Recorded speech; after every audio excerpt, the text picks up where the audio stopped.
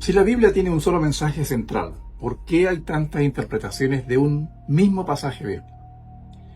¿Por qué dos personas leen el mismo texto y dicen cosas totalmente diferentes? No obstante, los dos dicen, así dice la Biblia, e incluso llegan a decir que el Espíritu Santo se los reveló. ¿A quién creerle? Bueno, estas son preguntas que pueden parecer controversiales, pero es muy necesario plantearlas y buscar una respuesta honesta de acuerdo a la palabra, ¿no te parece? Fíjate que yo viví personalmente esta realidad muchos años atrás, cuando el Señor me llamó a caminar con Él. Yo estaba hambriento de aprender realmente, pero me sentía muy confundido cuando escuchaba sermones y cada uno decía cosas distintas. Eso me llevó a preguntarme, si Dios a través del Espíritu Santo inspiró a personas a escribir la Biblia, entonces la interpretación debiera ser una sola, no muchas. Y esto es una cuestión de sentido común, pues si no, la Biblia se convertiría en un libro esotérico o un oráculo donde cada uno encuentra respuestas distintas, ¿verdad?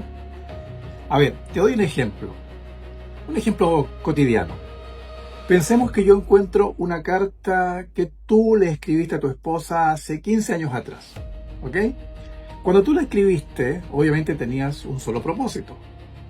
Es lo que nos pasa a todos cuando escribimos algún mensaje, algún email o lo que sea. Tenemos un solo propósito cuando escribimos algo. Guardando todas las proporciones, lo mismo pasa con Dios, cuando escribe la Biblia para nosotros. Ahora bien, si alguien te conoce, sabe que hace 15 años atrás tú estabas de novio con tu esposa y que cuando le escribiste esa carta, estabas estudiando inglés porque había sido becado en Estados Unidos. ¿Ok? Es decir, cuando esa persona lee tu carta, ¿cierto? Su interpretación va a ser mucho más cercana al propósito que tuviste al escribirla.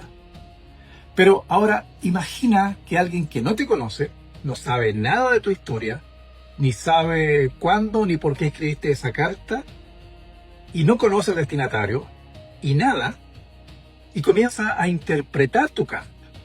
Lo más seguro es que dirá muchas cosas que están en su imaginación. Es decir, la interpretación será totalmente antojadiza y lejos del propósito original. Bueno, eso pasa con la Biblia. El problema no está en la Biblia, está en los que la interpretan. De hecho, la palabra claramente dice que Dios no es Dios de confusión, sino de paz. Allí en 1 Corintios 14:33. Pero aquí hay un tema que pasamos por alto también. Porque Dios nos manda escudriñar las Escrituras, no solo leerlas. Escudriñar, ir más allá del solo leer. ¿Y por qué tenemos que escudriñarlas? Por una cuestión muy simple, muy sencilla, porque la Biblia fue escrita hace miles de años atrás, en idiomas que nosotros no hablamos hoy, en una cultura, tiempo y lugares muy distintos a los nuestros, en una cultura oriental. Nosotros somos occidentales. A ver, permíteme un ejemplo bíblico para que lo entendamos mejor. El Señor dijo, ustedes son la sal de la tierra. Para nosotros hoy, el único uso que le damos a la sal es sazonar comidas. Y pensamos que los cristianos tenemos que sazonar a la sociedad. Eso no es así. Además, que la sal es muy barata hoy día. Pero en el tiempo de Jesús, su uso era totalmente distinto. Era algo vital y de gran valor.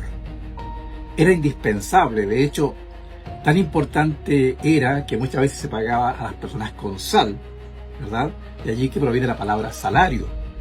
Ellos necesitaban la sal para preservar los alimentos, pues no tenían refrigeradores ni congeladores, ¿verdad?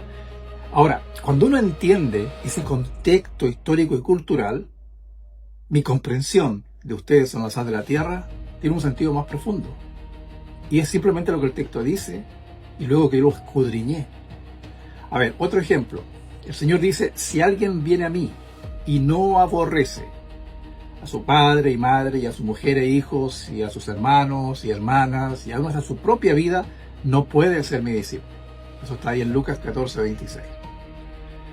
Algunos grupos sectarios, fíjate, han tomado este texto literal y lo que hacen es que las personas odien a su familia, a sus padres y los consideren enemigos. ¿Por qué? Porque así dice la Biblia. Pero aquí estamos en presencia de un modismo hebreo, que se explica en Mateo 10:37, cuando el mismo Señor dice: el que ama a padre o a madre más que a mí no es digno de mí. El que ama a hijo o a hija más que a mí no es digno de mí.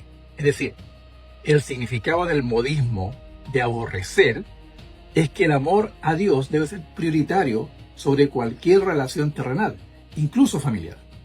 Pero eso no implica odiar a los padres o a la familia. Entonces, cuando escudriñamos la Biblia, nos damos cuenta que las personas se expresaban tal como eran y por tanto usaban modismos, ¿bien? Dichos de la época, que nosotros mismos también hoy día usamos muchos modismos. En cada país tenemos modismos distintos y que los locales solamente entienden, porque si alguien va de afuera, aunque se hable el mismo idioma, no se entiende. Si yo digo, por ejemplo, en Colombia, qué pena, bueno, significa qué vergüenza. Pero si yo digo en Chile, qué pena, significa qué tristeza. Entonces, un modismo no puede traducirse literalmente, sino que hay que entender el sentido, el significado que es local y que hay que entender. Entonces, de nuevo, el problema no es la Biblia, somos nosotros cuando interpretamos la Biblia. Y ahora, en lo personal, hay dos palabras que cambiaron mi manera de leer la Biblia y te las quiero compartir. Esas dos palabras son exégesis y eisegesis. Son dos palabras griegas. ¿Qué significa la exégesis? Significa sacar, extraer lo que el texto dice. Ex, ¿ya? Ese prefijo siempre es sacar. Sacar lo que el texto dice. La eisegesis significa meter dentro del texto mis ideas. Te lo expreso muy simplemente. Entonces, cuando leemos la Biblia y usamos la exégesis, dejamos que el texto nos hable y nos hacemos preguntas. ¿Cuál es el propósito que tuvo el autor inspirado al escribir? ¿Qué significado fue para los creyentes que lo escucharon por primera vez? Porque ellos lo entendieron perfectamente. Nosotros ya no lo entendemos, pero los originales lo entendieron perfectamente. ¿Qué palabras o expresiones no entiendo? Tengo que buscarlas, buscar su significado. Pues el deber nuestro es escudriñar las Escrituras. Entonces, este ejercicio de usar la exégesis es humilde, porque me permite escuchar el texto. ¿Bien? Ahora, cuando leemos la Biblia y usamos la eisegesis, ¿qué estoy haciendo? Estoy metiendo mis propias ideas dentro del texto. No me preocupa el contexto o el propósito que tuvo el autor. Yo le meto de mis ideas, yo le meto de mi conocimiento, de lo que me han dicho, de lo que he escuchado o de lo que yo siento. Entonces, leo la Biblia confirmando lo que yo ya pensaba. ¿Bien?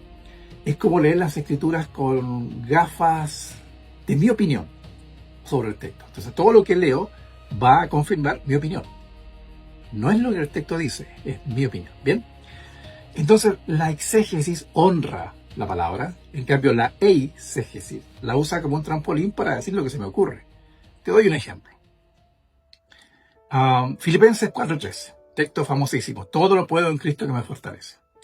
Si hago una exégesis, es decir, sacar lo que el texto dice, debo leer el contexto. Y cuando lo leo, llego a la conclusión que Pablo está diciendo que ha aprendido a vivir en abundancia y en escasez. Por tanto, todo lo puede en Cristo que lo fortalece. O que puede soportarlo todo porque Cristo lo fortalece.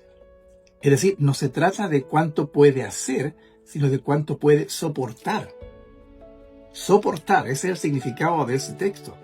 Sin embargo, el significado que popularmente se conoce es que yo puedo lograr cualquier cosa, meta personal, algún sueño que tenga, porque el Señor me fortalece. Eso es una eisegesis, no es lo que el texto dice, no es lo que Pablo quiso decir. Eso es meterle al texto un significado que no tiene. Bien, y bueno, y ejemplos como ese, desgraciadamente, hay muchos. Lo que debemos entender es que el Espíritu Santo nos guía a la verdad. Bien, lo dijo el mismo Señor, ahí en Juan 16:13. El Espíritu Santo nos guía a toda verdad, pero no puede contradecir la Escritura que Él mismo inspiró. Y eso es muy importante de entender. Él no me guía a lo que a mí se me ocurre, a lo que yo siento, sino a lo que el texto dice. Por lo tanto, no es escritural decir es que el Espíritu Santo me lo reveló. Repito, el Espíritu Santo no puede contradecir o decir algo totalmente distinto a lo que Él mismo reveló en las Escrituras. ¿Cuál es la obra del Espíritu Santo hoy día? Bueno, es iluminarnos, convencernos de pecado, transformarnos. Pero Él no fabrica nuevos significados. Y más aún si son privados. Es decir, a mí nomás me lo dijo, yo nomás lo sé. El Espíritu mismo, que inspiró los textos, nos enseña a honrar lo que el texto dice. Bien. Ahora, ¿por qué hay tantas interpretaciones? ¿Cierto? La pregunta que hicimos al comienzo. Porque no se estudia el contexto, porque se lee superficialmente la palabra, porque se repiten conceptos aprendidos o para dejar a salvo la posición doctrinal de la denominación a veces, por depender de los sentimientos, es decir, lo que yo siento que significa tal cosa, etc. Hay muchas razones. Entonces, ¿cómo podemos interpretar bien? Bueno, hay que hacernos preguntas. Y cada respuesta estará en el texto, pues la Biblia se interpreta a sí misma.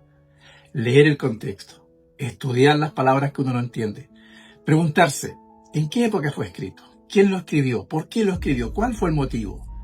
En la medida que van apareciendo las respuestas, fíjate, el significado del texto emerge solo. No tenemos que forzarlo. Eso es una exégesis. ¿Te das cuenta? No hay que forzar nada. Emerge la verdad una vez que me hago estas preguntas. Dios no nos dio la Biblia para debatir y defender doctrinas denominacionales, sino para conocerle a Él mejor. Cuando hacemos una exégesis, estamos escuchando a Dios. Cuando hacemos una eisegesis, nos escuchamos a nosotros mismos, nuestras propias ideas, lo que yo siento, lo que yo quiero. ¿Bien? Así que, bueno, que el Señor nos conceda, ¿cierto?, una mente humilde, un corazón enseñable y un amor profundo por su palabra. Si este pensamiento, esta reflexión te hace sentido y te bendice, bueno, dale like, compártelo. Y si aún no lo has hecho, suscríbete al canal, porque de esa forma nos ayudas a poder seguir entregando el mensaje con claridad y sin religiosidad.